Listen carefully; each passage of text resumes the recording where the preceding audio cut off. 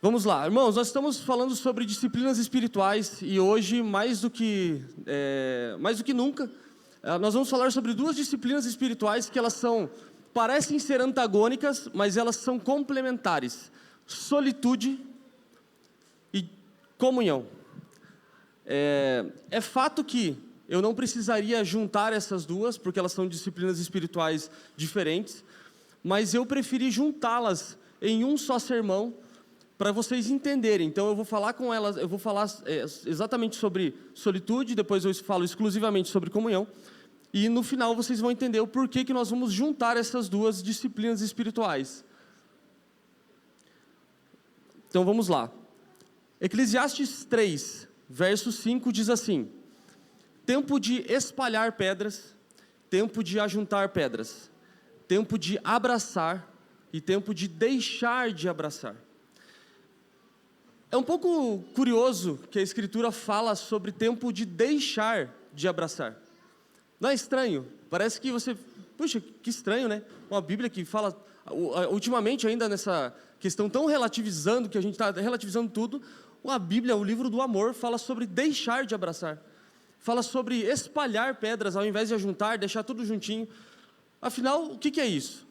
Então, nós vamos para o primeiro assunto de hoje, que é solitude. Mas o fato de a gente falar sobre solitude primeiro, a palavra solitude, ela é diferente, embora ela venha da mesma raiz, né, de solidão, ela troca um pouquinho agora, por favor, os professores de português me ajudem. Ela troca o sufixo, né, que é a parte posterior da palavra, e o prefixo fica o mesmo, soli, ok? Sozinho. Mas sozinho, em solitude, não quer dizer estar sozinho. Significa mais como se fosse saber estar sozinho. É ficar sozinho com um propósito, ficar sozinho para cumprir um objetivo. Então, o fato de você sentir solidão, quer dizer que você se sente sozinho. Você se sente fora de um ambiente de comunhão, você não tem paz. É como se você não tivesse paz, quando você está em solidão, ok? Então, você está sozinho, mas você está em solidão, e esse é um momento muito delicado. Jesus passou boa parte da vida dele em solitude, ok? Mas teve um momento no Getsemane, no Getsemane também um pouco, mas mais ainda na cruz, Jesus sentiu solidão. Ele se sentiu sozinho, e esse foi um momento desesperador para nós, porque quando nós já não temos força para caminhar assim com os irmãos, tem hora que a gente está em comunhão, a gente está numa igreja, tem uma família abençoada, a gente tem tudo o que precisa, tem todo o suporte, e ainda assim a gente se sente sozinho. Imagina no momento o Criador do mundo, aquele que fez todas as coisas, que todas as coisas foram feitas por meio dele, se sentir sozinho. Então esse é um momento muito, muito preocupante. Mas nós, né, como cristãos, às vezes nós abandonamos a prática da solitude. E eu passei essa semana, a gente não costuma falar sobre testemunhos pessoais, mas eu quero contar um pouco da semana para você entender. Já faz um tempo que eu comecei a descobrir que eu não posso mais, se eu quero praticar disciplinas espirituais, eu não posso mais viver como eu vivia antes. Então eu não posso mais acordar às 8 da manhã, porque os meus filhos dormem 11h30, meia-noite. Então, quem conhece a minha mais velha, sabe que ela não para de falar. Então, não dá para ter tempo de solitude, com alguém falando o tempo todo na sua cabeça, ainda mais que a cada 10 palavras que ela fala, 11 é papai. Então, é muito difícil. E eu descobri que tem um momento que ela dorme. Mas enquanto ela dorme, o outro ainda está acordado. Só que eu percebi que ela acorda um pouco mais tarde. Então eu falei, gente, eu preciso acordar mais cedo. Então já faz alguns dias que eu tenho acordado às 5h30, 6 horas da manhã, para poder ter tempo com o Senhor, para ter tempo de disciplina espiritual. E essa semana foi muito atípica ainda, porque ainda no trabalho eu tive que ficar um pouco, assim, às vezes até um pouco mais tarde, chegar um pouco mais cedo. Foi uma semana muito, muito difícil. O PH até me mandou uma mensagem lá para a gente socorrer um irmão, e eu estava sendo socorrido, porque acabou a gasolina do carro no meio do Campo Comprido, eu moro no Boqueirão. Foi assim, foi um caos. Essa semana foi terrível. Mas o que o Senhor estava falando comigo, mesmo assim, mesmo acordando, dormindo muito tarde e acordando quebrado, eu entendi no Senhor que disciplina é isso. Quando você fala, eu preciso ter um tempo de solitude com o Senhor, preciso ter um tempo sozinho com o Senhor, então, você vai precisar ter esse tempo, independente se está bom ou está ruim. E a gente vai discorrer alguns textos e ver algumas passagens bíblicas onde você percebe que Jesus deveria estar fadigado no seu corpo físico, e mesmo assim, ele pratica as disciplinas espirituais. Tem um texto agora que me vem à mente, quando Jesus pede... lembrem que chega um momento que Jesus senta com aquela mulher no poço, e ele fala para os discípulos, vão procurar comida, que a gente deve estar com fome e tal. E os discípulos vão pegar comida, e quando eles voltam, Jesus passa a passagem que Jesus conversa com essa mulher. E quando os discípulos voltam, Jesus falou assim, não, eu não estou com fome. É que a minha fome foi saciada agora. Então perceba que as disciplinas espirituais, elas acabam até mesmo revigorando o nosso aspecto físico. Quando a gente fala sobre disciplina, nós pensamos no espiritual, nós pensamos no mental, mas nós esquecemos que o Senhor também consegue renovar o nosso físico quando a nossa mente está descansada. E eu coloquei um texto aqui, nossa vida não é tão corrida quanto pensamos. Nós falamos tanto que é até possível acreditar que isso é uma verdade. Nossa, minha vida é muito corrida. Vemos várias pessoas fazendo muito mais coisas do que nós, a mesma proporção que todos os seres humanos têm disponível e na mesma medida, o tempo. Aí você vai para o Instagram, que é a maior parte das consultas que nós fazemos hoje, é o Instagram, é menos, eu não sei, aqui não, né? Mas fora, em outras igrejas, as pessoas consultam, tô brincando. Nós consultamos muito influenciadores, pastores, a gente vê, meu Deus, como Subirá consegue orar tanto? É porque ele tem uma disciplina mais regrada do que a sua, mais regrada do que a minha. Como é que essas pessoas conseguem orar tanto tempo? Então, eles também têm 24 horas por dia, vocês sabiam? Porque às vezes a gente fica pensando que essas pessoas têm 36, 48 horas durante o dia. Não, irmãos, é só a prioridade mesmo. É só definir regra. Mas se o tempo é o mesmo para todos, por que a gente não consegue se organizar? Vamos lá. Marcos 1,35 diz assim, de madrugada, em meio à escuridão, Jesus levantou-se, saiu da casa e retirou-se para um lugar deserto, onde ficou orando. O que nos falta é prioridade. Perceba que, em um outro texto um pouco mais para frente, você vai ver que Jesus passou o dia todo curando enfermos, expulsando demônios e pregando o evangelho, fazendo tantas coisas, e de madrugada ele acorda, assim, eu fico imaginando Jesus no seu corpo físico, eu vou porque eu preciso ir. Estou cansado, pode ser que eu esteja cansado, mas eu preciso ir.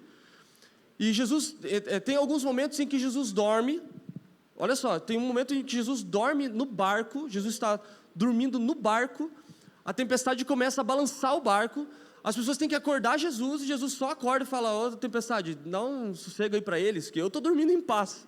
Entenda que esse é um momento de paz. Quando Jesus descansa, ele está em solitude, ele está descansado. Eu acredito que esse seja um dos maiores desafios da nossa geração, descansar. E eu falo isso assim, com muito cansaço físico, com muito cansaço mental. Para mim, assim, esses dias agora foram dias muito desafiadores, mas descanso é uma das coisas que nós temos negligenciado. E a solitude e o descanso, elas andam uma do lado da outra, muito próximos. Mas a gente sabe como que a gente descansa hoje? Hoje eu vou ter um tempo de descanso com a minha esposa. Aí você pega o Netflix e assiste um filme. Aí você pega o seu celular e fala, eu vou descansar. E aí você começa a rolar, e rolar, e rolar. E aquilo é eterno. Deixa eu falar uma coisa para vocês. Já inventaram um negócio chamado internet, que dá para colocar muita coisa lá. E mesmo que você comece hoje e nunca pare, você nunca vai parar de rolar. Eu estava almoçando com o Leivson essa semana, e aí estava sentado eu aqui, o Leivson de frente para mim, e daí tinha um rapaz de costa para mim, e ele levantou o celular dele, e ficou com o celular assim, com o cotovelo encostado na mesa, e começou a passar assim, a rolar o Instagram. E eu até comentei com o Leivson, falei, meu Deus, isso aqui é uma loucura? Cara, que loucura. Ele passava, ele rolava, daí chega uma hora que dá uma travada no Instagram. Não sei se vocês já chegaram nesse momento, mas eu nunca cheguei. Mas eu vi que travava. Não sei se era a internet dele. Aí ele voltava no perfil, rolava para baixo, atualizava, entrava nos stories de novo e começava a rolar. Daí ele voltava e de novo. Falei, meu Deus, cara, o que é isso? E esse é o nosso momento de descanso. Ele estava almoçando e descansando. Então a gente nunca para. O que nos falta é prioridade, o que nos falta é parar para descansar. Qual é o trunfo da solitude? Uma das melhores características da solitude é que ela nos ajuda a definir prioridades, uma vez que ela elimina os ruídos externos e nos conecta com a nossa alma agitada. Você consegue perceber a sua alma agitada, acalmando e conectando o nosso espírito a Deus. Perceba que quando Jesus ora em um horário muito desconfortável, a madrugada é um horário muito desconfortável. Se você já fez uma vigília, você sabe o que é um horário desconfortável. Ainda mais se quem estava ministrando a vigília começa a deixar a música um pouquinho mais para baixo. Daí você já... mas isso é verdade, vocês estão rindo, mas eu sei que já passaram sono, né? E a gente não consegue descansar, porque aí você está no meio de uma vigília para orar e você não consegue orar, porque a sua cabeça quer dormir, você precisa dormir. Então, esse é um horário muito desconfortável, mas se Jesus ora num horário desconfortável, quem somos nós para tentar encontrar um lugar confortável? Sabe aquele negócio assim, ó, não, eu vou criar um espaço dentro da minha casa, vai ser o espaço de oração, o quarto de guerra. Eu acho lindo, sério. Mas, irmão, eu vou falar para vocês, a maior parte dos meus momentos em solitude é sentado no sofá, e assim, é desconfortável, porque eu quero deitar no sofá e dormir. Mas não é legal, eu fico ali porque eu falo, não, preciso ter um momento de solitude. E aí eu fico ali um pouco, daí passam uns 15 minutos e opa, acordei. Aí eu vou ficar em pé, daí eu fico em pé lendo a Escritura. Aí depois eu vou para eu tenho que ficar, se eu ficar parado no horário que eu acordo, eu vou dormir. Mas isso é o quê? Disciplina. Isso é uma coisa que você começa a fazer e chega um momento que você já faz automático. É igual o corredor de maratona. O corredor de maratona não começa correndo 40 e tantos quilômetros, ele começa correndo 5, né? Pensa o Pupo pedalando. Pupo hoje pedala 160 quilômetros, mas começou pedalando 2 comigo. Aí eu não aguentei o pico dele e falei, vai meu filho, vai pedalar. Salmos 42, verso 5, não precisa abrir ali, mas se você quiser, você pode anotar. Diz assim: por que estás abatido, a minha alma? E por que te perturbas dentro de mim? Espera em Deus, pois ainda o louvarei pela salvação que há na sua presença. Perceba que o salmista diz que a alma dele estava perturbada. Era uma alma que estava agitada, ela não parava. E ainda assim, ele encontrava um lugar de descanso no Senhor. A gente confunde também ficar sozinho com ficar em solitude. Nem todas as vezes que nós estamos sozinhos, estamos em solitude. Há necessidade de readaptar nossa devoção e pragmaticamente levar nossos pensamentos a Deus. 2 Coríntios 10, 4 e 5 diz assim, eu vou só ler a segunda parte. Destruímos os argumentos de toda pretensão que se levanta contra o conhecimento de Deus e levamos cativo todo o pensamento para torná-lo obediente a Cristo. Estar em lugar de solitude exige um pouquinho de esforço.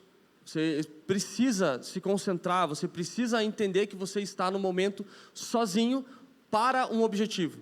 Estar sozinho não é o mesmo que estar em solitude, embora para você estar em solitude você precisa estar sozinho, ok?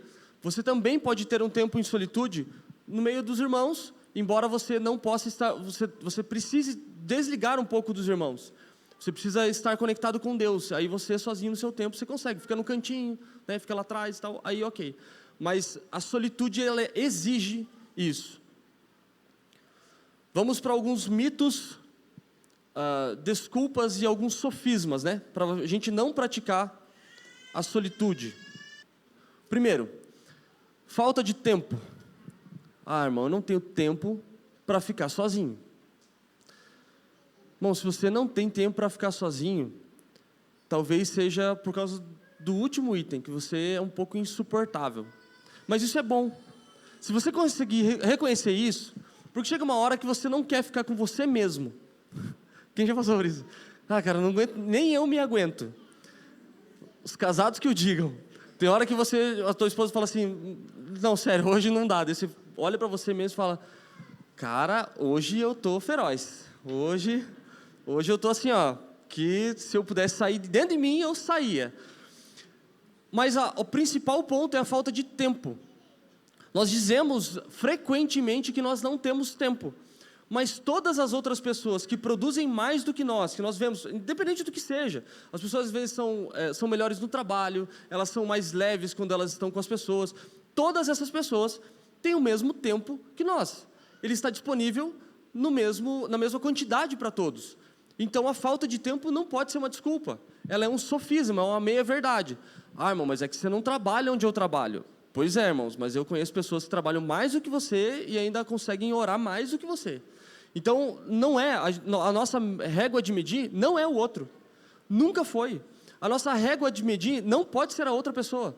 Você não pode simplesmente olhar para os grandes reformadores e olhar e falar, não, os caras oravam 18 horas por dia, então eu vou começar a orar 18 horas por dia, porque se eu orar 17 horas por dia, é menos do que ele. Então, mas a régua de medir não é ele. A régua de medir é Cristo. Então, a gente precisa olhar para Cristo. E a gente pode sim encontrar Cristo no outro. A gente vai ver isso um pouco mais para frente. Mas esse momento de solitude, quando a gente fala assim, me falta um pouco de tempo. Talvez seja porque te falta disciplina, te falta organização, mas tempo não falta. Isso eu te garanto. A segunda desculpa é muito trabalho.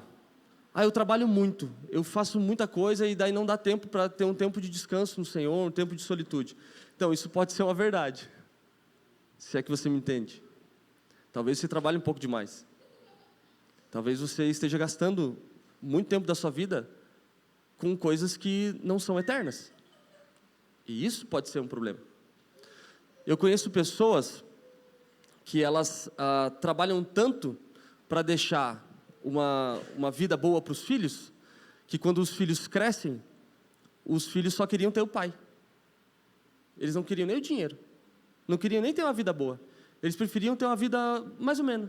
Até uma vida, assim, um pouquinho mais pobre. Uma vida até um pouquinho mais... Mas eles queriam ter os pais. Eu não sei quantos de vocês lembram daquele... Eu não sei, eu sempre confundo o filme com a série. Mas tem o Cidade de Deus e Cidade dos Homens. É o filme que eu estou falando.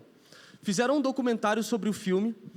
O filme vai falar sobre a realidade lá das favelas do Rio de Janeiro, da favela Cidade de Deus, ou dos Homens, agora não lembro. E eles fizeram um documentário que passam 10 anos depois e eles vão falar com as crianças. E você percebe em muitas dessas crianças que eles falavam assim, nunca tive um relacionamento muito bom com meu pai. Não, meu pai é o seguinte, eu ganhei muito dinheiro com o filme. Olha isso. Ganhei muito dinheiro com o filme, mas eu e meu pai largou o dinheiro em algum canto aí e levou todo o dinheiro e eu não vi nada. E aí mostra o pai falando. E mostram outros atores. Não, na época a gente nem ganhou muito dinheiro, era R$2.000, R$3.000. Os caras fizeram um filme, uma bilheteria imensa, nem ganharam muito, e daí no final o filho que deixou o pai gerenciar o dinheiro, não se conversavam, provavelmente nem tinham relação, o dinheiro ficou com o pai e o filho acha que o pai acabou levando o dinheiro dele embora. Mas perceba que, quando a gente fala sobre essa questão de nós estamos trabalhando muito, entendo que quando eu estava preparando esse sermão, eu percebi que essa primeira mensagem, a mensagem, ela queimava primeiro, ela cortava primeiro em mim. Muito trabalho. Irmão, chega, não dá mais. A gente precisa desligar. A gente precisa deixar o trabalho no trabalho e deixar o momento com a família. Então, às vezes a gente fala assim, eu estou trabalhando demais, eu não consigo ter tempo de descanso. Então, espera. Quanto tempo você dorme? Eu durmo 8 horas por dia. Então, começa a dormir 7 e tem 1 hora para o Senhor. Isso é quase que um caráter, uma direção. É quase uma direção. Eu só não vou falar para não ficar opressão. Tá? Para não ficar... Não, é verdade. Assim, para não virar a doutrina da família dos que creem. Mas assim, se você... irmão, é o seguinte, pelo meu trabalho, eu trabalho, estudo, tenho que fazer isso aqui, então eu durmo 6 horas por dia. Então, começa a dormir 5 e dedica 1 hora para o Senhor. Não consigo fazer isso, então deixe meia hora. Ainda não consigo fazer isso, então deixe 10 minutos. A gente sempre fala aqui, para quem não ora, orar 5 minutos é muito. Comece com 5. Aí você vai ver a sua vida sendo transformada. Nos momentos de solitude é quando você consegue organizar a sua vida com mais clareza. Você está ali no momento de descanso com o Senhor e você está ali fazendo a sua meditação, de repente você está fazendo o seu estudo, porque a solitude ela vai englobar tudo. Você tem momento de solitude para meditar sobre a escritura que você estudou. E aí aquilo começa a te transformar por dentro. A terceira desculpa, ou sofisma, é que as crianças não deixam. E eu vou te falar, elas não deixam mesmo. Aí isso é legal. Eu fico imaginando, eu sempre quando falo de criança, a gente já pensa em uma pessoa. Bartoszewski.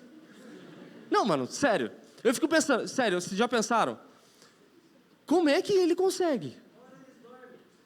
Uma hora, Entenderam? Não é 1 hora, em algum momento eles dormem. Eles dormem 1 hora, é quase isso que ele quis dizer. 1 hora as crianças dormem. E aí é o momento que ele tem para dedicar para a esposa, é o momento que ele tem para dedicar para a escritura. Só que Jesus, em Lucas 18, as crianças estavam bagunçando também. É engraçado porque todas as desculpas que nós damos, a escritura quebra elas, ela derruba. Chega um momento que as crianças estão bagunçando. Tipo assim, Jesus não está conseguindo prestar atenção. Você está falando e as crianças ficam gritando. Aí Jesus falou assim, peraí, deixa elas virem a mim aqui, é que vocês não estão entendendo. Aí ele pega aquilo e fala, não, vocês não estão entendendo. É delas o reino dos céus. Se vocês não forem iguais a ela, tá vendo? Se vocês não forem iguais a essas crianças, bagunçando, não. É porque elas estão vivendo o tempo delas. As crianças têm uma coisa que é muito especial para nós, elas vivem no seu tempo.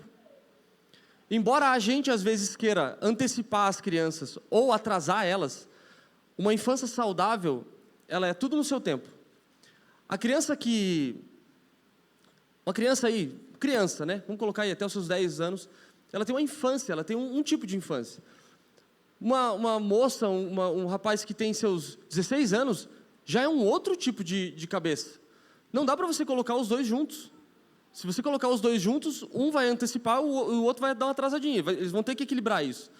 Mas perceba que, às vezes, nós, como cristãos, porque a Escritura traz essa analogia, de nós como meninos. Vocês como meninos, vocês precisam tomar leite, mas depois vocês já podem comer comida sólida. Perceba que a Escritura também faz isso na vida, no novo nascido. Então, aquele que é nascido de novo, ele nasce como um bebê. Ele nasce como um bebê, precisa dos seus primeiros cuidados, ele precisa de um pouco mais de atenção. Mas aí quando ele é adulto, ele já não precisa mais de tanta aquela atenção. Você não precisa mais ficar, irmão, agora vem aqui, pega na minha mão. Não. Esse daí já é uma pessoa que você considera que ela já consegue andar com as suas próprias pernas. Então perceba que, quando Jesus fala que vocês precisam ser como essas crianças, talvez uma das coisas que ele diga é assim, vocês precisam desenvolver como elas. Vocês precisam reaprender, reavaliar. E tem muito adulto agindo como criança, e tem muita criança agindo como adulto, no nosso meio. Tem criança pulando o processo de ser criança, e tem adulto querendo ser criança, para sempre. E eu vou te dar uma notícia, não dá, irmão. Chega uma hora que o boleto chega, que o IPTU chega, que o IPVA chega, e não dá para você cair no chão, espernear, e não dá. Você precisa assumir uma posição de responsabilidade. Uma outra desculpa é, eu prefiro a comunhão. Não. Para que eu vou ter tempo sozinho, se eu posso marcar um café com o Ed? Para que eu vou ter o meu tempo em casa, de leitura, sozinho? Não, vou estar com o Salomão. Vou sentar lá e falar, Salomão, faz aquela quireirinha com costelinha de porco. Delícia, mano. Vou te falar. Expus o irmão agora. Agora aqui, às vezes a gente fala que prefere a comunhão porque a gente não consegue ter tempo sozinho. E aí a gente vai para ter essa tal comunhão, que nós vamos ver um pouco mais adiante, que nem é tão comunhão assim. Na verdade, você queria, assim, alguém para ser seu amigo. Saca? Você não quer alguém para ter comunhão, a comunhão mesmo de Cristo. Você não quer dividir vida com o irmão. Você quer, sei lá, jogar um FIFA. Desculpa aí o pessoal do PES, né? Mas, outra desculpa eu tenho meu tempo no carro. Aí a minha pergunta é, que tem muita gente que faz isso. Levanta a mão quem já fez isso. Vamos confessar pecado hoje, irmão. Não, eu tenho meu tempo com o Senhor no carro. Eu queria saber que hora que a gente presta atenção nas placas de trânsito. Porque você fala assim, não. Meu tempo é o seguinte, enquanto eu estou dirigindo, perceba que você fala assim, eu tenho meu tempo enquanto. Se você colocar qualquer enquanto, tipo, fugiu. Né? Parece as notícias da Globo lá. Essa parte pode cortar, tá? Porque deve envolver política. O pessoal fala assim, o desemprego caiu, mas e o ano que vem? Não, caiu ou não caiu? Depois essa parte você corta. Mas a pessoa fala assim, tenho meu tempo no quarto, enquanto estou dirigindo. Eu tenho meu tempo com o Senhor, a sós, enquanto estou com a minha família. Não cabe, irmão, não encaixa. E aí você fica no carro, não, mas eu estou ouvindo um louvor. Não, mas você está prestando atenção no louvor? Você está prestando atenção na letra da canção? Porque às vezes a gente esquece que as músicas falam conosco. A gente fica assim, ó, não, eu vou ler a Escritura. Tudo bem, você lê a Escritura, e isso aqui deve ser o seu manual. Isso aqui deve ser a sua regra. Aí você, ok, tal. Aí você começa a ouvir uma canção e você, opa. No meu devocional de hoje eu li isso. Mas essa música está falando isso aqui. E aí você já não está mais prestando atenção no trânsito. Percebe? Que agora o trânsito já foi. Tomara que não tenha ido, né? Mas perceba que tempo de solitude é um tempo separado, é um tempo desconectado do seu dia a dia. Você pode sim ter tempo no carro, eu acho isso muito bom. Eu também tenho hora que eu dou uma loqueada no carro. Mas a gente precisa ter tempo de solitude. O tempo de solitude ele é um tempo singular. E o último ponto o último não, né? Um dos. Eu não consigo ficar comigo mesmo muito tempo. Isso aqui é parte do processo de arrependimento. Quando a gente não consegue ficar com a gente mesmo, é uma coisa ruim, né? Mas também tem o seu lado bom. Porque é um momento onde você começa a perceber que você também não foi tão transformado assim. Que tem uma área da sua vida que você precisa ser transformado. Eu vou te falar, tem horas que no meu tempo sozinho, eu só consigo chorar. Porque eu começo a olhar e falar, cara, Senhor, nem tempo sozinho aqui eu estou conseguindo. E eu só consigo chorar. E não estou chorando, eu estou chorando de raiva. Assim, meu Deus, cara, isso aqui não mexeu ainda. Por que o Senhor ainda não conseguiu transformar? Será que eu estou relutando tanto? E aí você começa esse processo de arrependimento. Meu Deus, muda nessa área, porque eu não consigo. Está muito difícil. E aí, nesse seu momento sozinho, que você só começa a chorar, o Senhor começa esse processo de arrependimento dentro de você, e a nova natureza dele vai começando a te invadir. E esse é o principal ponto. Quando você fala assim, eu não consigo ficar muito tempo sozinho, é porque o Senhor já começou a mexer com você. Porque geralmente no nosso tempo sozinho, que a gente se aguenta, talvez seja porque a gente se ama até um pouco mais do que a gente deveria. Então nós precisamos focar nessa questão da solitude. Nós temos sim essas desculpas, e tem muitas outras, né? Poderia falar de inúmeras aqui, mas não daria tempo, e cada um tem as suas pessoais. O porquê você não passa tanto tempo em solitude. Vamos para o resultado.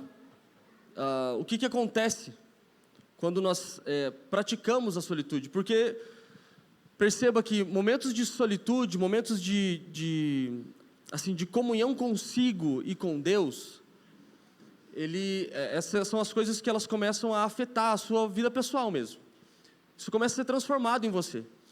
E esses momentos de solitude, eles trazem algumas coisas. Eu quero focar em alguns pontos aqui, que é, primeiro, identidade. Mateus 4, você já conhece a história. A Escritura diz que Jesus foi conduzido pelo Espírito ao deserto, para ser tentado pelo diabo. Perceba, Jesus foi ter um tempo de solitude, e ele já sabia o que ia fazer lá. Ou melhor, ele já sabia o que iam fazer com ele lá. Então Jesus vai para esse tempo de solitude, para ser tentado pelo diabo. Em vários momentos, a Escritura diz que Jesus foi para o deserto para orar. Jesus foi para o deserto para tal. Aqui ele foi para ser tentado pelo diabo. Perceba que a identidade de Cristo estava firmada já. Ele já sabia quem ele era.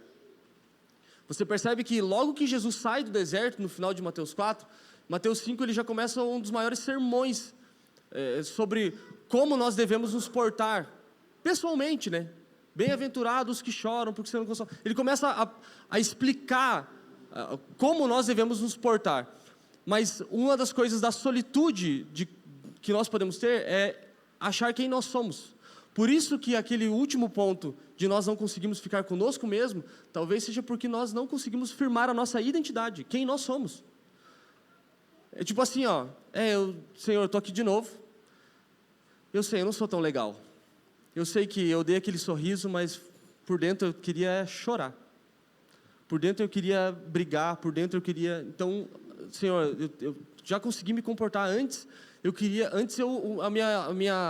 O meu rosto mostrava raiva. Agora meu rosto já não mostra raiva, mas ainda por dentro eu fico mal. Então agora transforma aqui. Então essa identidade vai sendo transformada.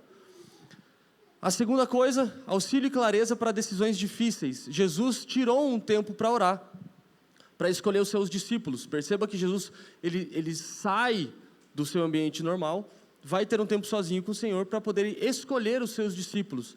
Então é uma decisão muito difícil, uma decisão, assim, ele precisava de clareza.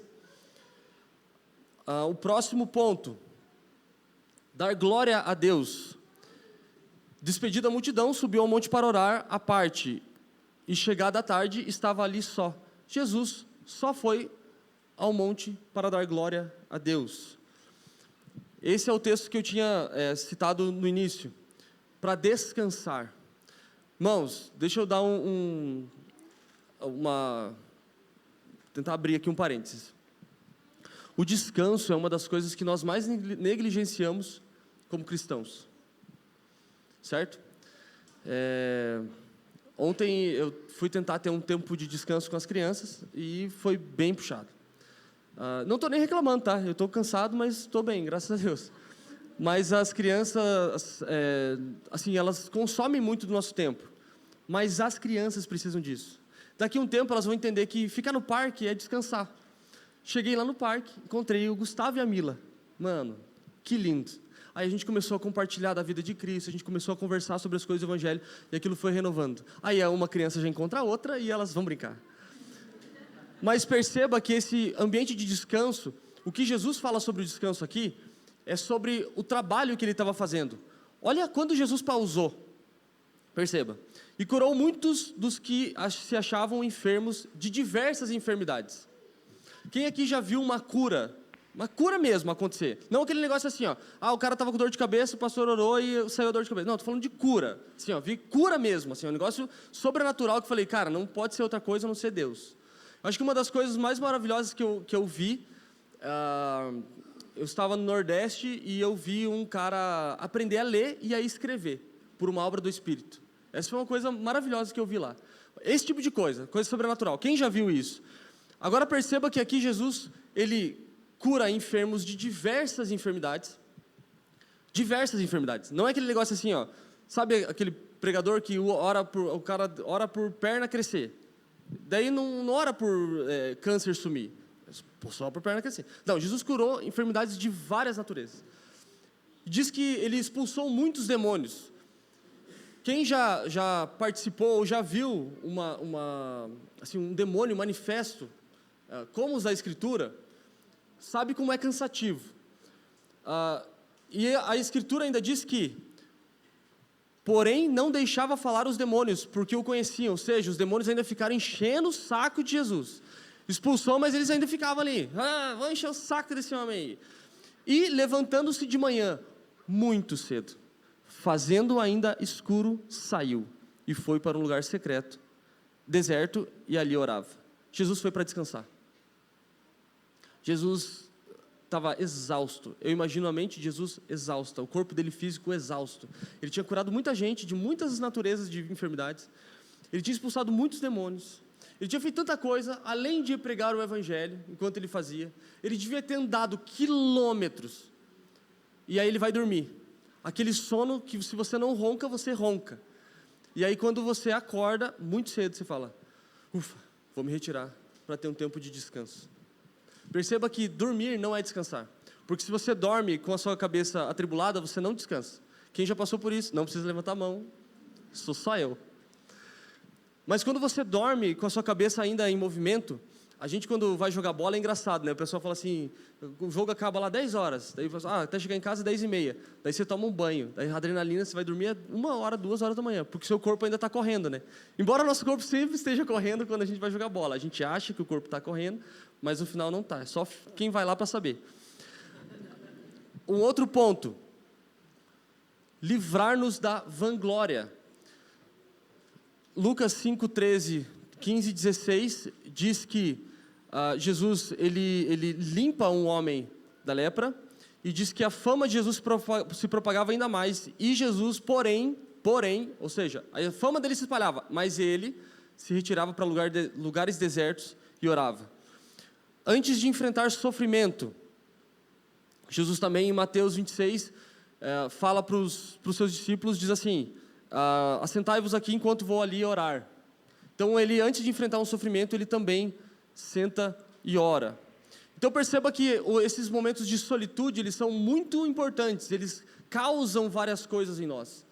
Esses momentos de você ficar sozinho com um propósito, eles podem ter vários propósitos, mas eles começam a transformar tantas coisas na sua vida, eles começam a transformar tantos momentos diferentes, tantas áreas diferentes da sua vida, que você começa a perceber que você não pode mais ficar sem aquilo.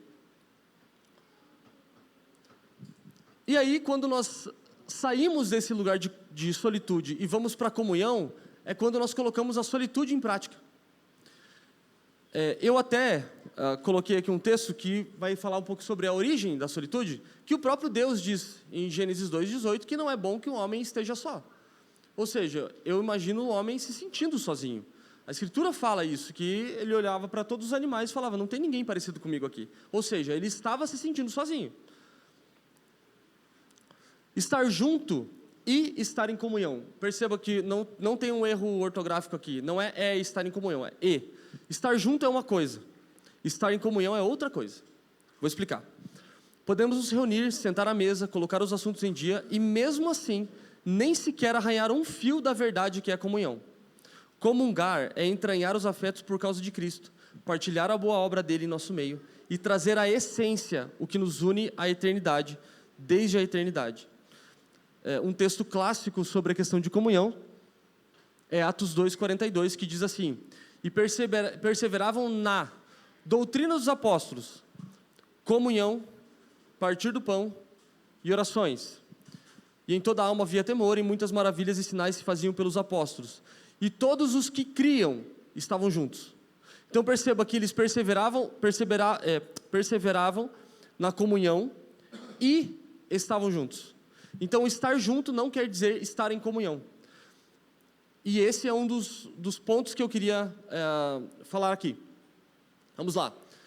Quando que eu compartilho comunhão?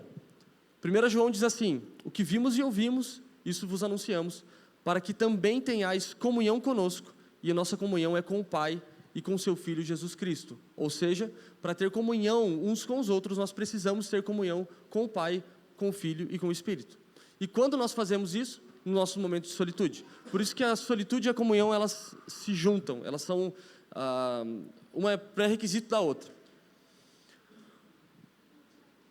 1 João também fala que se nós dissermos que temos comunhão com Ele e andarmos em trevas, mentimos e não praticamos a verdade. Mas se andarmos na luz, ou seja, se nós temos comunhão com Deus, como Ele está na luz, temos comunhão uns com os outros, e o sangue de Jesus Cristo nos purifica de todo pecado. Perceba que se nós andamos na luz, nós temos comunhão uns com os outros. Quando nós andamos na luz? Momentos de solitude, no momento de estudo, no momento de meditação. Então você tem a sua vida individual com Deus. Perceba que a sua vida individual, ela vai afetar a sua vida coletiva. Ela precisa afetar a sua vida coletiva. Um outro texto aqui, eu vou passar esse um pouco mais rápido, mas o profeta Zacarias descreve que Deus diz que espalharia os povos e depois ajuntaria esses povos no final dos tempos. Isso diz que Deus, ele espalha as pessoas, espalhou todos os povos por todos os cantos da terra, e a Escritura diz assim, e eu vou juntar esse povo de volta. Então perceba que quando você é espalhado, é como se você estivesse no seu tempo de solitude, você está espalhado. Cada um está na sua casa fazendo os seus afazeres. Quando vocês se juntam, vocês estão em comunhão agora, então nós partilhamos o Cristo da mesma forma. Zacarias 10 é um texto muito legal para ler, para ver sobre essa questão, até um pouco escatológica, né? Esse é um texto muito usado escatologicamente para falar sobre a questão da união dos santos. Mas a comunhão cristã, ela significa comunhão por meio de Jesus Cristo e em Jesus Cristo. Esse aqui é um livro, Vida em Comunhão, do Bonhoeffer, e ele vai falar assim: não existe comunhão cristã que seja mais do que isso, ou que seja menos do que isso. Seja na forma de um único e breve encontro, seja na forma de uma comunhão diária ao longo de anos. A comunhão cristã não é outra coisa senão isso.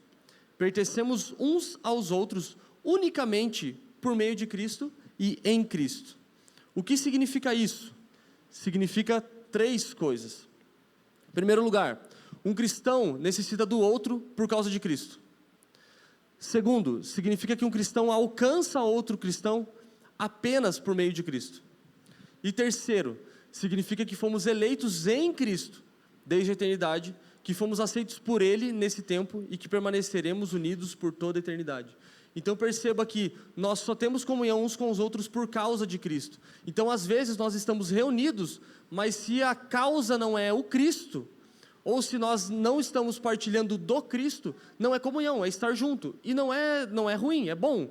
Mas todas as vezes que você se reúne com alguém, nunca tem uma palavra para compartilhar, nunca tem uma exortação, nunca tem uma bênção para contar, um choro para compartilhar, para dividir. Você nunca tem nada disso, daí é estar junto. Daí a gente costuma dizer que é afinidade. Tem momentos, eu até estava brincando com o Fábio, acho que ele não está aí, né? Estava falando com o Fábio. Tem horas que a gente está cansado, a gente se olha e fala, nossa, mano, eu estou cansado hoje.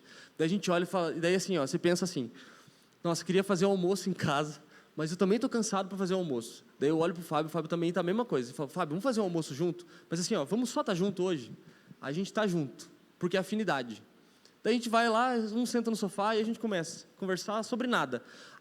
O assunto acaba tocando assuntos da eclesiologia, acaba tocando alguns assuntos. Mas o nosso propósito é estar junto para descansar. Afinidade, irmão. Isso é afinidade. Vou sentar junto com o Max para jogar Uno, para montar o Lego das crianças. É afinidade. Isso foi gerado em um momento de comunhão, isso foi gerado por causa do Cristo. Mas isso não é comunhão. A gente precisa distinguir isso. Isso ainda não é comunhão. Isso é uma das coisas que pode acontecer enquanto estamos em comunhão. Mas estar junto é uma coisa, estar em comunhão é outra. Estar em comunhão, nós vamos ver um pouco mais adiante, é um pouco mais, na verdade é muito mais do que isso. Apocalipse 1:10, isso ainda é uma citação do Bonhoeffer, diz assim, assim no isolamento da ilha de Patmos, João, um banido discípulo do Senhor, celebra o culto celestial com as suas igrejas. Ele o faz no Espírito, no dia do Senhor. Então perceba que quando João escreve a carta de Apocalipse, ele estava numa ilha isolado, ele estava longe. E ainda assim ele escreve a carta como se estivesse tendo comunhão com esses irmãos dessas 7 igrejas. Em Apocalipse 1:10. Algumas observações sobre a comunhão. O que deve acontecer quando estamos em comunhão? Edificação mútua.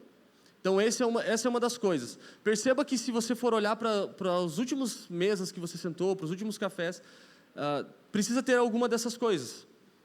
Então a edificação mútua. Romanos 14, versos 18 e 19 diz assim, pois quem serve a Cristo dessa forma é agradável a Deus e estimado por todas as pessoas.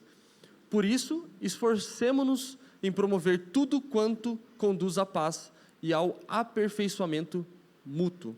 Mateus 18 também diz assim, se tem um irmão chorando, ore com ele.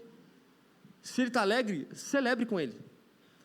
Então essa mutualidade da vida cristã, ela é uma mutualidade que ela toca na vida pessoal, mas ela precisa avançar da vida pessoal. Ela precisa compartilhar as alegrias. Não tem coisa melhor, irmão, quando você consegue ver isso no outro, consegue ver a alegria de Cristo no outro. E aí isso vale também para a sua família. Você começa a ver ali os seus filhos falando palavras que não sei de onde eles aprenderam. Eles ouviram alguém e começam a reproduzir isso e falam, meu Deus, que coisa mais maravilhosa. Como é que eles aprenderam isso? E a gente começa a dar risada, eles começam a fazer palhaçada, e você começa a se divertir com a sua esposa, você começa a se divertir com a sua família. Mas às vezes a gente está tão acostumado a só estar com outras pessoas, que nós deixamos nossa família. A gente simplesmente, não, a nossa família é família de comunhão, né? Eu quero saber quando é que vocês têm comunhão entre vocês. Quando é que tem o culto do lar? Quando é que você pega ali a sua família e junta com eles para orar? Quando é que você tem o seu devocional com seus filhos? Quando é que você compartilha da vida de Cristo? Quando é que você chega para sua esposa e fala, hoje eu não tive um dia bom? Ou, hoje meu dia foi maravilhoso, como é que foi o seu? Sabe? Às vezes a gente perde isso, e a gente perde isso por conta do dia a dia. É por conta da rotina. E eu vou te falar, se tem uma coisa que nos engole é a tal da rotina. Cara, isso, assim, é uma das coisas que mais nos pegam e mais nos fazem atrasar. Hebreus, eu não vou lembrar a referência agora, mas o escritor de Hebreus diz assim, para que nós nos livremos do pecado e do embaraço. 12, obrigado. E é 12:1, acho, né? 12:1. ele vai falar de duas coisas. Pecado, que nós já sabemos, que nós precisamos fugir do pecado. E aqui um outro parênteses. Fuja do pecado, irmão. Deixa eu falar uma coisa séria, assim. Às vezes a gente fica ali, sabe, aquele negócio assim, ó, o pecado está aqui, você fica ali assim, ó. Será que eu vou? Será que eu não vou? Foge dele. A Escritura diz, fuja, corre do pecado. Mas o outro ponto é o embaraço. Perceba que o embaraço não é pecado. A Escritura trata isso como duas coisas diferentes. O embaraço é quando você tem muito tempo com as outras pessoas, que é bom, mas você não tem tempo com a sua esposa. Isso é embaraço. Acaba virando pecado depois, mas ele é embaraço. Embaraço é quando você trabalha demais e não tem tempo para a igreja. Embaraço é quando você está com o seu dia todo corrido e não consegue ter um tempo para ler a Escritura. Acaba se tornando pecado, mas o embaraço, mano, o embaraço, ele é assim, ó, ele é talvez até mais danoso, sabe por quê? Porque o embaraço, quem já pegou um fio embaraçado, um cordão embaraçado, sabe que esse cordão, ele até pode servir, mas ele demora. E se você está embaraçado, você até consegue se mover, mas você vai se mover lento, você vai devagar. Então a Escritura fala, livre-se do pecado e do embaraço, esteja solto, esteja livre, para você poder correr a carreira proposta, porque às vezes nós não estamos em pecado, mas nós estamos em embaraço. E eles falam, tá tudo bem, aí você vive uma vida inteira mediana, uma vida medíocre, uma vida que ela não sai do seu nível normal, porque você está embaraçado, você está amarrado, mas é um amarrado frouxo. Perceba que isso é pior ainda, você não percebe que você está amarrado, você só está num ritmo lento, sabe aquele ritmo, devagar, você tenta, então isso é muito perigoso. Um outro aspecto de comunhão, exortação, Hebreus 3, 12 e 13 diz, vede irmãos, que nunca haja em qualquer de vós um coração mau e infiel, para se apartar do Deus vivo, antes, exortai-vos uns aos outros todos os dias, durante o tempo que se chama hoje, para que nenhum de vós se endureça pelo engano do pecado. Então a exortação diária, ela é uma característica da vida em comunhão. Mas o que é exortação? É puxar a orelha? Não, exortação é chamar para perto. A Escritura diz que se você vê seu irmão pecar e você não avisa ele que ele está pecando, você também peca. E eu não estou falando para você sair apontando o pecado dos outros, irmãos, por favor. Eu só falo isso aqui porque nós somos uma comunidade saudável. Mas estou dizendo assim, se você vê o seu irmão pecar e você não tem capacidade, ou você não tem, às vezes, envergadura o suficiente para avisá-lo, você pode chamar o presbitério, a diaconia, pode chamar os apacentadores, você pode sinalizar alguém, irmão, viu o irmão pecar lá. Aí você não tem capacidade de informá-lo, você pode nos avisar. Mas a exortação, ela faz parte da vida em comunhão. A comunhão também traz à memória o que é eterno. Romanos 12, o amor deve ser sincero, diz, odeiem o que é mal, apeguem-se o que é bom. Dediquem-se uns aos outros com amor fraternal, amor entre irmãos. Prefiram dar honra aos outros mais do que a vocês. Nunca falte a vocês o zelo. Sejam fervorosos no espírito e sirvam ao Senhor. Deixa eu pegar um ponto aqui. A Escritura sempre vai falar sobre a questão de você dar honra ao que tem menos honra. Ela vai falar sobre várias coisas. Mas a gente, costumeiramente, temos mais... eu não sei, né, se isso está meio equilibrado, mas a gente tem mais costume de orar pelo irmão que chora. O irmão está chorando, está passando uma dificuldade e tal. A gente tem mais facilidade para fazer isso do que se alegrar com o irmão que se alegra. O irmão, de repente, recebeu uma promoção no emprego, o irmão, sei lá, tá com uma criança nova em casa, aquela alegria, vai casar, tá aí o Vini, né, Vini? Tá chegando a hora. Ai, meu Deus, chega 2028 e não chega fevereiro. E aí a gente tem dificuldade, às vezes, em se alegrar com o outro. Eu queria te encorajar a começar a contar as bênçãos que o Senhor tem falado para você. Sabe por quê? Porque a gente está numa sociedade atual que a gente já não fala mais sobre as bênçãos. A gente já não conta mais tanta alegria. A gente tem o costume de contar tristeza. Tristeza é bom contar, porque daí alguém vai dividir a carga comigo. Mas as alegrias a gente às vezes não fala. E quando você não compartilha as alegrias, o irmão às vezes nem sabe o que está acontecendo com você. E a gente recebe o irmão lá que fala assim, nossa, recebi uma oportunidade para ir para não sei aonde. Aí quando você vê, nem deu certo. Não deu nem tempo de se alegrar, nem de se entristecer, você já não sabe o que aconteceu. E o irmão passou aquilo sozinho. E ele passa aquela luta toda sozinho. Cara, por quê? Porque não partilha da comunhão. Então, a gente precisa ter isso em mente, buscar a se dedicar uns aos outros com amor fraternal. E isso vale também para a nossa família. Quantos aqui, às vezes, nem não sabem o que acontece mais com os pais? Às vezes os pais estão passando necessidade e não conseguem socorrer, porque não sabe. E você perguntar também não quer, porque se você perguntar é perigoso que ele diga que não está legal, né? Então, a gente já cuida. Então, irmãos, a gente precisa começar a observar essas coisas. Ainda em Romanos 12, a Escritura diz assim, alegrem-se na esperança, sejam pacientes na tribulação, perseverem na oração. Compartilhem o que vocês têm com os santos em suas necessidades. Eu vou ler de novo. Alegrem-se na esperança, sejam pacientes na tribulação, perseverem na oração. Compartilhem o que vocês têm com os santos em suas necessidades, pratiquem a hospitalidade, abençoem aqueles que os perseguem, abençoem-nos, não os amaldiçoem. Alegrem-se com os que se alegram, chorem com os que choram. Às vezes a gente está passando um momento tão feliz. É engraçado que quando você recebe uma notícia boa, a primeira coisa que você quer fazer é contar para alguém. Não é assim? Você recebe uma notícia boa. Cara, aquela notícia, nossa, ganhei um carro novo. A primeira coisa que você quer fazer, cara, ganhei um carro novo. Pegar esse carro, vem com gasolina direto já. Eu não preciso. Só que quando você recebe uma notícia ruim, a nossa tendência da velha natureza é se isolar. Por quê? Porque às vezes a notícia é tão ruim que ela pode até te envergonhar. Sabe aquele negócio assim, ó? Puxa, cara, eu achei que ia receber uma promoção, porque eu estava indo tão bem no meu trabalho, mas ao invés de receber a promoção, eu recebi a demissão. Aí, o que vem na nossa cabeça às vezes é assim, vou contar para alguém, a pessoa vai achar que eu nem sou tão bom funcionário assim. Sabe aquele negócio assim, ó? Puxa, eu vou compartilhar dessa tristeza, vai até me envergonhar.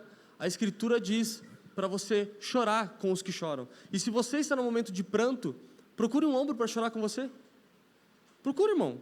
O máximo que vai acontecer é essa pessoa chorar e não falar nada. Porque às vezes é só isso que você precisa. Você precisa ter alguém do teu lado. Uma outra questão sobre a comunhão é o apacentamento. Efésios 4 diz, com toda a humildade e mansidão, com longanimidade, suportando-vos uns aos outros em amor, procurando guardar a unidade do Espírito pelo vínculo da paz. Perceba que nós não geramos unidade do Espírito, assim como não se gera comunhão. A comunhão se guarda. Então nós guardamos a unidade do Espírito, ou seja, o Espírito já é um. Então nós só guardamos essa unidade. Vamos para alguns equívocos e excessos da comunhão. E aqui eu queria que você prestasse muita atenção. Precisamos gerar a comunhão. Uma vez que a comunhão vem do Pai, Filho e Espírito Santo, os homens devem se esforçar para guardá-la. Qualquer tentativa de gerar comunhão, de criar ela, reduziria essa expressão eterna e de tanta riqueza para o seu povo. Então perceba que se você está tentando gerar a comunhão na sua própria força, isso quer dizer que a comunhão que já está gerada, ela talvez não seja tão boa assim. É isso que nós fazemos com várias coisas, né? Então a comunhão já existe. A comunhão já existe, irmão. Então você precisa só guardá-la. Você precisa encontrar no outro um lugar para guardar essa comunhão. E eu sei que isso às vezes é um desafio. Às vezes você não consegue abrir a sua casa. Às vezes você não consegue ir até a casa do outro irmão. Às vezes é mais difícil. Mas tem irmãos que, até comentei esses dias com a minha esposa. Eu falei para ela, falei assim, amor, a gente vai começar agora. A gente já fazia isso há muitos anos atrás, a gente parou e a gente vai ter que retomar. Que é as visitas relâmpago. Essa é muito boa. Sabe o que é a visita relâmpago? Fiz algumas na tua casa, Salomão. Chega lá, você está aí? Tô. Abre o portão aqui. Esses dias foi na casa do William. Sabe o que é? Porque daí a gente não gera um evento. Eu não dei para o Salomão o peso de me receber, de ter que fazer uma comida, embora seria bom se tivesse. De ter que... Obrigado. De ter que fazer uma comida, ter que me receber. Porque assim, ó, eu sei que se eu marcar um café na casa do Emanuel, que eu não vejo há tanto tempo, cara, vou na tua casa. Ele vai chegar e vai falar, não, cara, faz tanto tempo que a gente... Vamos fazer um negócio. Aí o cara vai lá, vai preparar uma lasanha, vai preparar ali um prato muito delicioso. E aí você faz isso para a pessoa, gera esse evento, e você acaba, assim, não conseguindo nem ter tanto tempo em comunhão, porque deve virar um dia, você vai comer e tal, ok, isso é muito bom. Mas quando você vai na casa do irmão, não, irmão, só vim aqui hoje para te dar um oi, só vim para te ver. Não, você não quer? Não quero nada, irmão, não quero nem entrar, eu só queria te ver. Aí você vê o irmão e vai embora. Esses dias eu fui na casa do Alex, o Alex está aí, não? Fui na casa do Alex, foi engraçado, ele vai ver isso daí no vídeo, tomara que ele assista. Fui na casa dele lá e ele se surpreendeu, porque eu estava passando, fui fazer um negócio do lado da casa dele, falei, vou passar no Alex. Tá aí, eu tô, então abre aqui. Cara, ele desesperado, porque a chave não estava com ele, foi correndo atrás e tal, pegou o portão. Então assim, ó, fiquei lá 15 minutos e vim embora. Às vezes a gente precisa entender que essa comunhão, para ser guardada, ela não precisa ser guardada nos super eventos. Porque daí você fala assim, eu vou marcar um café com... Aí você já pensa, nossa, mano, vou ter que fazer a mesa, né? Vou ter que fazer aquela mesa forrada. Ela começa no salgado nível 1 até o doce nível 8, e ela vai assim, ó, tudo que tem. E daí quando acaba, você ainda fica comendo aquele café uns 3 dias, porque você quis receber com tanta honra. Esqueceu que vinha 2 pessoas na sua casa. Aí você acha que ia vir um batalhão, todo mundo vinha.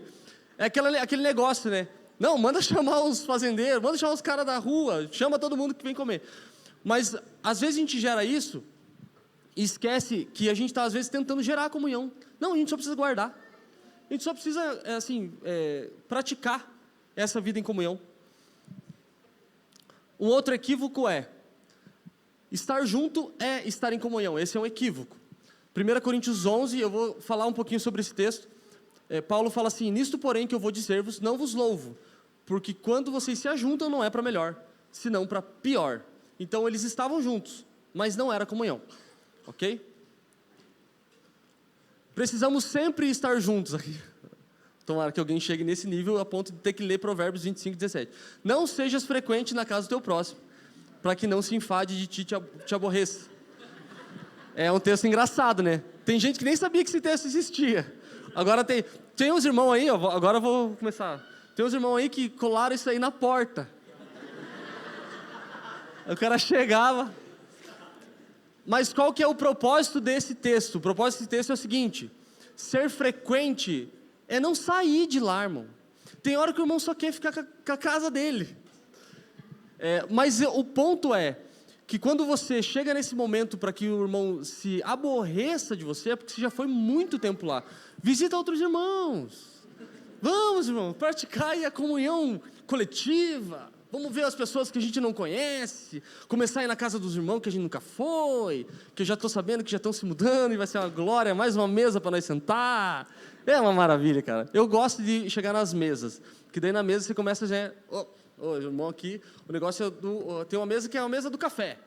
Daí eu já percebi que o negócio do café, né, é um nível muito alto para mim. Então eu já tenho que, aqui eu tenho que me comportar, né? Daí aqui eu não posso pedir açúcar. Aqui eu não posso pedir leite. Irmão, eu já tô ligado. Eu sei que todo mundo que riu é porque tá naquele grupinho lá. O grupo do café. Não, e é o seguinte, eu estava falando, né, sobre o negócio de solitude, a gente estava conversando esses dias lá na Blume. E aí o pessoal falou assim, cara, né, o Bowser é meio chato, esse negócio do café e tal. Eu falei, cara, você tem que entender o seguinte, não dá para moer café quieto. E eu, quando tenho meu tempo, que é a minha hora de tomar café, é cedo.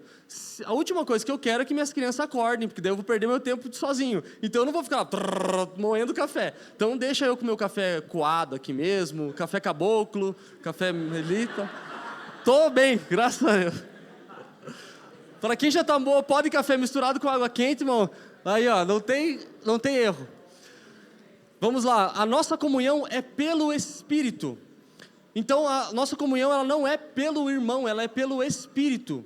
Hebreus 10:25 diz que não deixemos de nos reunir como igreja, segundo o costume de alguns, mas encorajemo-nos uns aos outros, ainda mais quando vocês veem que se aproxima o dia. Esse dia é o grande dia, o dia em que o Senhor voltará para buscar a sua igreja, para viver com ela, o dia em que Deus habitará conosco. Perceba uma coisa, esses dias eu estava na minha meditação pessoal, e volta e meia você consegue encontrar umas pérolas, o Senhor te dá umas, e olha que coisa maravilhosa, quando eu li esse texto de novo, eu já havia lido ele, mas a Escritura tem isso, né? Você lê ele, daí quando você vai ler de novo, parece que vem uma outra grandeza, assim, um outro tesouro. E Deus vai habitar conosco, irmãos. Aí você fala, uau, nossa, né? Deus resolveu morar com a gente. Não somos nós que vamos morar com Ele, é Ele que vai vir morar conosco. Só que aí a Escritura diz que nós seremos um com Ele e Ele um conosco. Ela não diz assim, ó, você que está lendo será um com Deus e Deus será um com você. Ele diz, uns com os outros. Então nós, povo de Deus, seremos um com Deus e Deus será um conosco. Perceba que esse aspecto da comunhão é um aspecto que nós só encontraremos na eternidade. Ser um com Deus, para Deus morar conosco, é uma das coisas escatológicas que a gente só vai resolver, só vai entender, compreender na eternidade. Não tem como nós recebermos toda a plenitude da comunhão aqui. É só na eternidade. Vamos para as considerações finais. Discernir o corpo é fruto da solitude, mas é o alvo, o objetivo da comunhão. Perceba que em 1 Coríntios 11 a 14, eu já falei sobre esse texto em um outro momento, mas eu quero só dar um panorama aqui. Quando Paulo fala que quando a gente se reúne é para pior, ele diz que alguns comem e outros ficam com fome, porque muitas pessoas trazem o delas e comem o delas, e as pessoas que não tinham para comer, elas acabam passando fome ou sede. Coríntios 12, Paulo vai falar sobre os dons do Espírito, e ele vai falar sobre os funcionamentos dos dons e tal. Ele fala assim, ó, seria muito melhor se vocês profetizassem ao invés de vocês falarem em línguas e tal, e Paulo começa a falar sobre várias coisas, e daí no final do 12, 28 ou 26, ele fala sobre a questão de que tem muitos irmãos que estão morrendo. Ele fala, tem muitos irmãos que estão, assim, vocês precisam discernir o corpo porque tem gente morrendo. Aí o 13 ele vai continuar, e no 14 ele vai finalizar com o texto dos casamentos, que fala sobre o amor, né? O amor, tudo sofre e tal. Só que o que Paulo está querendo dizer com isso? Ele está dizendo que você precisa discernir o outro, você precisa discernir o seu irmão. Sabe por quê? Porque no momento em que você começa a praticar solitude sozinho e não transiciona para a comunhão, você vira um Superman bombadão que não desfruta de nada que você recebeu do Senhor com ninguém. Então perceba que isso é muito sério. É como se você chegasse num partir do pão com toda a comida para você e não compartilhasse com ninguém. E era exatamente isso que estava acontecendo em Coríntios. As pessoas estavam compartilhando, elas não estavam compartilhando a sua comida física, o alimento mesmo. E aí Paulo fala assim, ó, tem muita gente morrendo aí entre vocês. Sabe por quê? Porque vocês estão orando mais em línguas do que profetizando. Ele vai fazer essa analogia, ele vai continuar o texto dizendo, vocês estão orando em línguas e sendo super espirituais. Dentro do seu quarto é manto, ratatouille, rodopio. Quando chega para a igreja, quando chega no irmão, você não consegue nem compartilhar amém, glória a Deus, Deus te abençoe. Porque você ficou super espiritual no seu momento de solitude, mas você não consegue compartilhar isso com o seu irmão. Então, quando nós entendemos que discernir o corpo é fruto da solitude, ele é fruto, porque você está no seu momento sozinho. Então, você está começando a se preparar, você está recebendo do Senhor para depois ensinar, que é o que Paulo disse. Eu recebi do Senhor o que também vos ensinei. Ou seja, você recebe do Senhor no seu tempo individual e depois você compartilha. E até mesmo aquele dom de línguas, de orar em línguas, que é um dom individual, ele serve para que você esteja bem com Deus, para que você também possa estar bem com o seu irmão. Então, quando nós falamos sobre a questão de discernir o corpo, é discernir o corpo. Tem alguém que está padecendo? Então, é a tua responsabilidade. É sua responsabilidade saber por que esse irmão está padecendo. Ah, mas eu estou tão bem com Deus, por que eu vou me envolver no problema do outro? É por isso, porque você está bem com Deus, que você vai se envolver no problema do outro. Se o irmão tiver uma conta para pagar, você vai ter que arrumar dinheiro. Você não tem dinheiro, vai atrás de outro irmão que tem dinheiro. É isso. Você precisa resolver, irmão. Você precisa, assim, descobrir como é que eu vou fazer isso. Tem alguém atribulado entre nós precisamos saber o que está acontecendo. Da mesma forma, o contrário. Eu estou tão bem com Deus, estou compartilhando tantas coisas, e aí você vê o irmão que está mal, não consegue chegar para o irmão e falar, eu estou vendo que você está tão bem, irmãos, não quer me compartilhar um pouco dessa alegria aí? O contrário também, irmãos. Porque às vezes a gente não abre a vida. A vida em comunhão é isso. A vida em comunhão é choro e alegria. Escuta, a nossa vida, o nosso maior desafio da vida é manter constância. Intensidade a gente sabe fazer. Intensidade, irmão, a gente faz assim, ó. Vamos terminar o culto intenso hoje. A gente pega uma música bem, assim, ó, para balançar a cabeça, e a gente toca ela bem alta. Vai ter intensidade. Vai ter os irmãos dando glória e tal. Ok. O problema é a constância. Nós nos batemos com a constância. Nós podemos sim ter momentos, no meu devocional eu começo a chorar e quebranto em Deus, e eu começo a ler a Escritura, e tem palavra revelada e tal. Daí no outro dia você vai orar falando, nossa, não sei nem o que orar. Hoje já orei tudo ontem, que mais que Deus que sabe tudo vai precisar saber de mim, né? E aí você não consegue manter constância. Perceba que a constância é melhor do que a intensidade. Às vezes nós pecamos em ser muito intensos, porque a intensidade cansa, e nós não somos constantes. Então, 1 Coríntios 11:14 vai falar sobre isso, sobre o equilíbrio. O irmão que está mal, ele precisa receber um pouco mais de honra. O irmão que está bem, precisa compartilhar aquilo que ele tem com outro que não tem. E uma conclusão final diz: a comunhão existe por causa da solitude. Perceba que desde o início eu falei que a comunhão ela não é estar junto. A comunhão ela existe por causa do seu momento com Deus. A comunhão existe porque você lê a palavra. A comunhão existe porque você medita no Senhor. A comunhão existe porque você tem seu tempo de oração. A comunhão existe porque você jejua. A comunhão existe porque você está cheio do Espírito Santo. A comunhão existe porque você está praticando os frutos do Espírito. A comunhão existe porque você está praticando a boa obra que o Espírito Santo vai mudando você no dia a dia. E a solitude existe para a comunhão. Então a comunhão só existe por causa desses momentos. Então, às vezes, é engraçado você pensar assim, nossa, mas eu estou marcando tanto café e estou sentando com tanta gente, eu estou em comunhão, né? Estou em comunhão. Então, nem sempre. Nem sempre. Qual foi a última vez que você sentou com alguém e compartilhou do Cristo que está em você? Ou que o irmão compartilhou do Cristo que está nele? Isso é comunhão. Comunhão é quando você está em Cristo, o outro irmão também está em Cristo e vocês comunicam isso. Porque de nada adianta você ter o seu tempo de solitude, o outro irmão ter o seu tempo de solitude, e vocês só falarem sobre PlayStation. Entende?